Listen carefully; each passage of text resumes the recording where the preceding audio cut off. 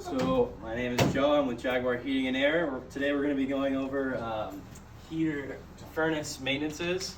And so the first thing we do is we're going to take this door off. That's usually here. We're going to go ahead and clean your whole system off, all the dust, all the trash in here, clean it out, and then we're going to go ahead and pull your flame sensor right here.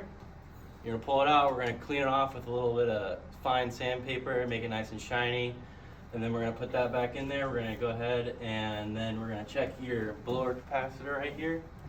Pull that off, make sure it's within your specs, make sure it's rated right, and then put it back on, make sure the connections are clean. And then we're going to move down and go ahead and check your drain line right here, pull it off, put a little piece of thermostat wire in there, run in, make sure there's no crud, slime, make sure it's cleaned out. And then after that, we're going to go ahead and just check and make sure you have all your power, the correct voltage, and then your correct voltage in and out of your transformer down here. And then we're going to go ahead and just do a quick look over one more time, make sure your gas pressure is set, correct specs for the furnace itself.